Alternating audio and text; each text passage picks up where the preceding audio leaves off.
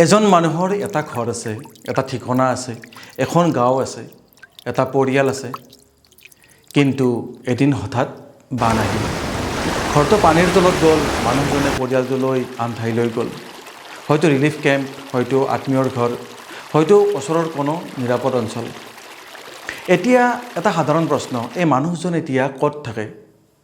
যদি উত্তৰ হয় অস্থায়ীভাৱে আন ঠাইত, তেন্তে আৰু এটা প্ৰশ্ন আছে, চৰকাৰী হিচাপত তেওঁৰ ঠিকনা কোনটো? এইটো কেৱল এটা এড্ৰেছৰ প্ৰশ্ন নহয়, এইটো ডেটাৰ প্ৰশ্ন, নীতিৰ প্ৰশ্ন, ভৱিষ্যত পৰিকল্পনাৰ প্ৰশ্ন আৰু গণতন্ত্ৰত এজন নাগৰিকক দেখা পোৱাৰ প্ৰশ্ন। আপুনি চাই আছে নিজাম আনফিল্টাৰ্ড।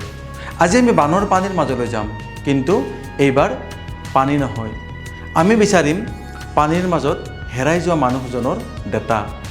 চেন্সাছ শব্দটো শুনিলেই বহুতে ভাবে মানুহ কিমান আছে সেইটো গণনা কৰা। আংশিকভাৱে ঠিক, কিন্তু চেন্সাছ তাৰ তুলনাত বহুত ডাঙৰ। এখন দেশৰ পপুলেশ্যন কিমান, তাৰ লগত মানুহে ক'ত থাকে, কেনেকৈ থাকে, হাউচ হোল্ড ষ্ট্ৰাকচাৰ কেনেকুৱা, সামাজিক আৰু জনসংখ্যাগত বৈশিষ্ট্যবোৰ কেনেধৰণৰ, এইবোৰ বুজিবলৈ চেন্সাছ অত্যন্ত গুৰুত্বপূৰ্ণ। চেন্সাছ 2027 ভাৰতৰ স্বাধীনতাৰ পিছৰ 16তম চেন্সাছ হ'ব বুলি গভৰ্ণমেণ্ট অফ ইণ্ডিয়াৰ অফিচিয়েল মেটেৰিয়েলত উল্লেখ আছে। আৰু এইবাৰ প্ৰথমবাৰৰ বাবে চেন্সাছ সম্পূৰ্ণ ডিজিটেল ৰূপত কৰাৰ পৰিকল্পনা কৰা হৈছে, লগতে ছেল্ফ এনিউমিৰেশ্যনৰ ব্যৱস্থাও আছে। অৰ্থাৎ ভাৰতৰ পপুলেশ্যন ডেটা সংগ্ৰহৰ পদ্ধতিটো এটা ডাঙৰ টেকন'লজিকেল শ্বিফ্ট আহিছে। কিন্তু টেকন'লজি যিমানেই আধুনিক নহওক, এটা ফাণ্ডামেণ্টেল প্ৰব্লেম থাকিবই, মানুহজনক সঠিকভাৱে ডেটাত কেপচাৰ কৰা। আৰু তাতেই অসমৰ বানৰ কাহিনীটো প্ৰৱেশ কৰে। এইবাৰ টাইমিংটো মন কৰক, চেন্সাছ 2027ৰ ছেল্ফ এনিউমিৰেশ্যন ফেজ 2 আগষ্ট 2026ৰ পৰা আৰম্ভ হৈছে। কিন্তু একে সময়তে উজনি অসমৰ কেইবাখন অঞ্চল এতিয়াও ফ্লাড ক্ৰাইচিছৰ পৰা সম্পূৰ্ণ ওলাই অহা নাই। বিশেষকৈ শিৱসাগৰ, চৰাইদেউ আৰু বৃহত্তৰ উজনি অসমৰ আন ক্ষতিগ্ৰস্ত অঞ্চল। কাৰেণ্ট ৰিপৰ্টিং অনুসৰি ফ্লাড ছিটুৱেশ্যনৰ বাবে শিৱসাগৰ আৰু চৰাইদেউত চেন্সাছ ৰিলেটেড এক্সাৰচাইজ পষ্টপন কৰা হৈছে। এইটো এটা অতি আনইউজুৱেল ছিটুৱেশ্যন, কাৰণ এফালে দেশৰ হাউচ হোল্ড ডেটা আপডেট কৰাৰ নেশ্যনেল এক্সাৰচাইজ, আনফালে এখন জিলাৰ বহু পৰিয়াল নিজৰ ঘৰতে নাই। এইখিনিতেই আমাৰ প্ৰশ্ন, এজন মানুহৰ জীৱন যদি ডাইজেষ্টাৰৰ বাবে সাময়িকভাৱে সলনি হয়, তেন্তে এডমিনিষ্ট্ৰেটিভ ছিষ্টেমে সেই টেম্পৰাৰী ৰিয়েলিটিটো কেনেকৈ ৰেকৰ্ড কৰে? এখন সাধাৰণ গাঁৱত মানুহৰ ঘৰ এটা নিৰ্দিষ্ট ঠাইত থাকে, কিন্তু বান আহিলে মানুহে স্থান সলনি কৰে। এই মুভমেণ্টটো সদায় পাৰ্মানেণ্ট মাইগ্ৰেশ্যন নহয়, কেতিয়াবা কিছু দিন, কেতিয়াবা কিছু সপ্তাহ, কেতিয়াবা আৰু দীঘলীয়া সময়। কিন্তু এই সময়ছোৱাত মানুহজনৰ বাস্তৱ জীৱন সলনি হৈ যায়। তেওঁৰ কিটচেন সলনি হয়, শিশুৰ শ্লিপিং প্লেচ সলনি হয়, শিক্ষাৰ পৰিৱেশ সলনি হয়, কামৰ ঠাইৰ সৈতে সংযোগ বিচ্ছিন্ন হ'ব পাৰে, আৰু ঠিকনাটোৰ প্ৰেক্টিকেল মিনিঙো সলনি হয়। সেই ডিছপ্লেচমেণ্ট মানে কেৱল মানুহ এঠাইৰ পৰা আন এঠাইলৈ যোৱা নহয়, ই মানুহ আৰু তেওঁৰ স্বাভাৱিক জীৱন ব্যৱস্থাৰ মাজত এটা সাময়িক বিচ্ছেদ।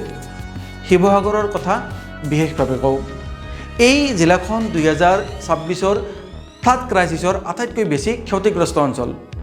ৰিচেণ্ট ৰিপৰ্টিং অনুসৰি 3 আগষ্টৰ সময়লৈ শিৱসাগৰত প্ৰায় 60,000 মানুহ এতিয়াও ফ্লাড ইম্পেক্টৰ মাজত আছিল। আৰু তাৰ মাজতেই পপুলেশ্যন ডেটা আপডেট কৰাৰ নেশ্যনেল এক্সাৰচাইজ। এই অভাৰলেপটো আমি খুব মনোযোগেৰে চাব লাগে, কাৰণ এটা ডাইজেষ্টাৰে মানুহৰ ফিজিকেল ৰিয়েলিটি সলনি কৰি দিয়ে, কিন্তু গভৰ্ণমেণ্ট ডাটা ছিষ্টেমে সেই ৰিয়েলিটিটো সঠিকভাৱে ৰিফ্লেক্ট কৰিব লাগিব। এতিয়া এটা হাইপথেটিকেল এক্সাম্পল লওঁ।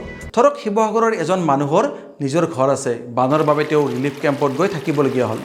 তেওঁৰ পৰিয়ালটো এতিয়া কেম্পত, কিন্তু তেওঁৰ পাৰ্মানেণ্ট হোম এড্ৰেছ তাতেই। আৰু এইখিনিতেই আমি এটা কথা স্পষ্ট কৰিব বিচাৰোঁ, চেন্সাছ আৰু ফ্লাড ডেমেজ ছাৰ্ভে একে বস্তু নহয়। চেন্সাছৰ উদ্দেশ্য পপুলেশ্যন আৰু হাউচ হোল্ড কেৰেক্টাৰিষ্টিক্সৰ অফিচিয়েল পিকচাৰ সৃষ্টি কৰা, আনহাতে ফ্লাড ডেমেজ এছেছমেণ্টৰ উদ্দেশ্য ডাইজেষ্টাৰৰ ক্ষতি মূল্যায়ন কৰা। দুয়োটাৰ ডেটা একে নহয়, কিন্তু দুয়োটাৰ ক্ষেত্ৰত একুৰেট গ্ৰাউণ্ড ৰিয়েলিটি অত্যন্ত মূল্যৱান। এতিয়া আহোঁ মূল কথালৈ।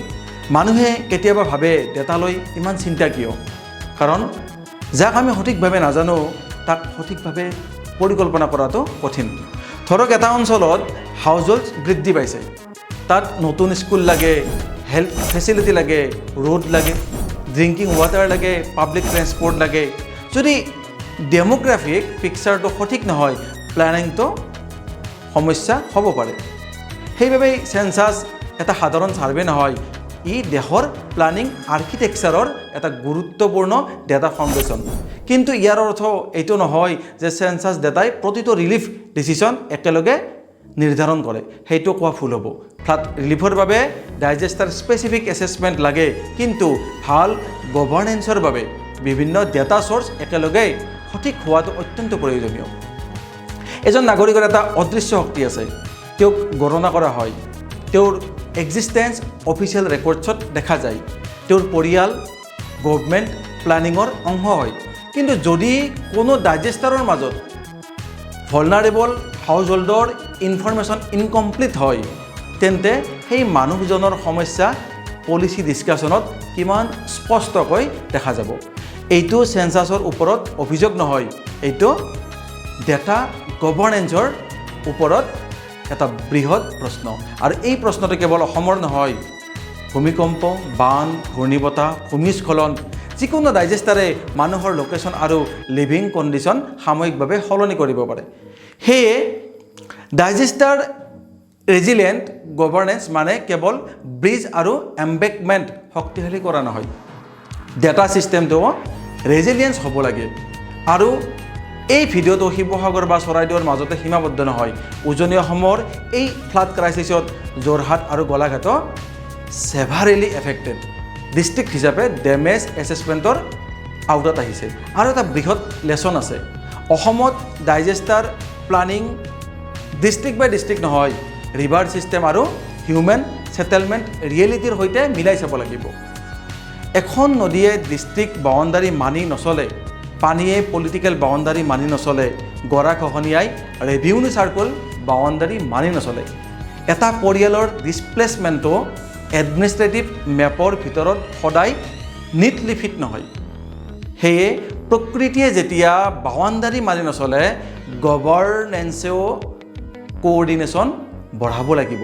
এতিয়া এটা বেলেঞ্চড কথা, এই ভিডিঅ'টো চৰকাৰক তীব্ৰ সমালোচনা কৰিবলৈ নহয়, বৰ্তমান অসম চৰকাৰে ফ্লাড এফেক্টেড হাউচ হোল্ডৰ বাবে ইণ্টাৰিম ৰিলিফ ৰিলিজ কৰিছে। 3 আগষ্টৰ এনাউন্সমেণ্ট অনুসৰি প্ৰথম অংশ হিচাপে প্ৰায় 160 কৰোৰ টকা ৰিলিজ কৰা হৈছে আৰু এলিজিবল এফেক্টেড হাউচ হোল্ডলৈ 15,000 টকাকৈ ইণ্টাৰিম এছিষ্টেঞ্চ দিয়াৰ কথা কোৱা হৈছে। চেণ্ট্ৰেল টিমেও শিৱসাগৰ, চৰাইদেউ, যোৰহাট আৰু গোলাঘাটৰ ডেমেজ এছেছমেণ্ট কৰিছে। এইবোৰ ৰেছপন্স, কিন্তু ৰেছপন্স আৰু লং টাৰ্ম ৰেজিলেঞ্চ একে নহয়। এতিয়া প্ৰশ্ন, এই ডেটা আৰু এছেছমেণ্টৰ পিছত ৰিকভাৰী কেনেকৈ মেজাৰেবল হ'ব? আমাৰ মতে অসমৰ দৰে ফ্লাড প্ৰন ৰাজ্যৰ বাবে 5টা কথা অত্যন্ত গুৰুত্বপূৰ্ণ। প্ৰথম, integrated data, census data, disaster data, health data, agriculture data, infrastructure data, এইবোৰৰ মাজত কোঅৰ্ডিনেশ্যন বঢ়াব লাগে। দ্বিতীয়, ৰিয়েল টাইম ডিছপ্লেচমেণ্ট ট্ৰেকিং, কিমান পৰিয়াল স্থানান্তৰিত, ক'ত আছে, কিমানজন ঘূৰি গ'ল, কোনে এতিয়াও টেম্পৰেৰী শ্বেল্টাৰত আছে, এই তথ্য ষ্ট্ৰাকচাৰ্ড ৰূপত আপডেট কৰিব পাৰি। তৃতীয়, পাব্লিক ৰিকভাৰী ডেছবৰ্ড, শিৱসাগৰত কিমান ঘৰ ডেমেজড, কিমান ৰিপেয়াৰ, কিমান কম্পেনচেশ্যন, কিমান স্কুল ৰিঅ'পেণ্ড। চতুৰ্থ, ডিষ্ট্ৰিক্ট লেভেল ৰেজিলিয়েঞ্চ প্লানিং, শিৱসাগৰৰ সমস্যা আৰু ধুবুৰীৰ সমস্যা একে নহয়, চৰাইদেউৰ ৰিভাৰ ছিষ্টেম আৰু যোৰহাটৰ ছেটেলমেণ্ট পেটাৰ্ণ একে নহয়। সেয়ে one size fits all flood policy যথেষ্ট নহয়। পঞ্চম, ডেটা লিটাৰেচি, নাগৰিকেও বুজিব লাগিব চেঞ্চাছ কি, ছাৰ্ভে কি, ৰিলিফ লিষ্ট কি, ডেমেজ এছেছমেণ্ট কি, কোন ডেটা কিহৰ বাবে ব্যৱহাৰ হয়। কাৰণ জ্ঞানী নাগৰিকেই ভাল ডেটা আৰু ভাল গভাৰ্নেন্স দাবী কৰিব পাৰে। আমি কেতিয়াবা ভাবোঁ এজন মানুহক গণনা কৰা মানে এটা সংখ্যা যোগ কৰা, কিন্তু এজন মানুহ এটা সংখ্যা নহয়, এজন মানুহ এটা পৰিয়াল, এটা ঘৰ, এটা জীৱিকা, এটা ইতিহাস, এটা আশা, এটা ভৱিষ্যত। বান আহিলে এই সকলোবোৰ একেলগে বিপদত পৰে আৰু সেইবাবেই চেঞ্চাছৰ সময়ত বানৰ কাহিনীটোও গুৰুত্বপূৰ্ণ। কাৰণ যেতিয়া এজন নাগৰিকে নিজৰ ঘৰ এৰি যাবলৈ বাধ্য হয় তেতিয়া তেওঁৰ জীৱনৰ বাস্তৱতা সলনি হয়। কিন্তু তেওঁ নাগৰিক হিচাপে অদৃশ্য হৈ নাযায়, তেওঁ এতিয়াও আছে, তেওঁৰ পৰিয়াল এতিয়াও আছে, তেওঁৰ অধিকাৰ এতিয়াও আছে আৰু তেওঁৰ সমস্যা এতিয়াও আছে। আজি আমি এটা কথাই ক'ব বিচাৰোঁ, চেঞ্চাছ হওক, ফ্লাড এছেছমেণ্ট হওক, ৰিলিফ লিষ্ট হওক বা কোনো চৰকাৰী ছাৰ্ভে হওক, ডেটাৰ কেন্দ্ৰত সদায় মানুহজন থাকিব লাগে। শিৱসাগৰৰ বানপীড়িত পৰিয়ালটোক কেৱল ওৱান এফেক্টেড হাউচহোল্ড বুলি নাচাব। তাত এজন পিতৃ আছে, এগৰাকী মাতৃ আছে, এজন ছাত্ৰ আছে, এজন কৃষক আছে, এজন বৃদ্ধ আছে, এটা পৰিয়ালৰ বহু বছৰৰ সঞ্চয় আছে আৰু এটা ভৱিষ্যত আছে। সেয়ে আমাৰ প্ৰশ্ন, যদি বানপানীয়ে মানুহজনক স্থানান্তৰিত কৰে তেন্তে চৰকাৰী ডেটাত তেওঁৰ কাহিনীটো কেনেকৈ অদৃশ্য নহ'ব? এই প্ৰশ্নটো কোনো দলৰ বিৰুদ্ধে নহয়, কোনো চৰকাৰৰ বিৰুদ্ধে নহয়। ই ভাল গভাৰ্নেন্সৰ পক্ষত, স্বচ্ছতাৰ পক্ষত, মানুহক সঠিকভাৱে দেখাৰ পক্ষত আৰু এজন নাগৰিকক সংখ্যা নহয় মানুহ হিচাপে গণনা কৰাৰ পক্ষত। আপুনি কওক, বানপানীয়ে ঘৰটো সলনি কৰিব পাৰে, ঠিকনাটো সলনি কৰিব পাৰে, কিন্তু নাগৰিকজনক অদৃশ্য কৰিব নোৱাৰে। তেওঁক গণনা কৰিব লাগিব। যদি আপুনি ভাবিছে চেঞ্চাছ, ফ্লাড আৰু ডিছপ্লেচমেণ্টৰ মাজৰ এই কানেকশ্যনটো লৈ আৰু গভীৰভাৱে আলোচনা হোৱা উচিত, কমেণ্টত লিখক কাউণ্ট এভৰিৱান।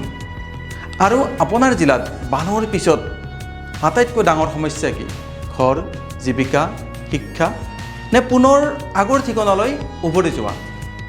কমেণ্ট কৰক, তথ্যৰ সৈতে কথা পাতক, প্ৰশ্ন কৰক, কিন্তু প্ৰশ্ন কৰাৰ আগতে তথ্যটো ভালকৈ চাই লওক। আপুনি চাই থাকিব নিজাম আনফিল্টাৰ্ড। প্ৰশ্ন থাকক, তথ্য থাকক, জবাবদিহিতা থাকক।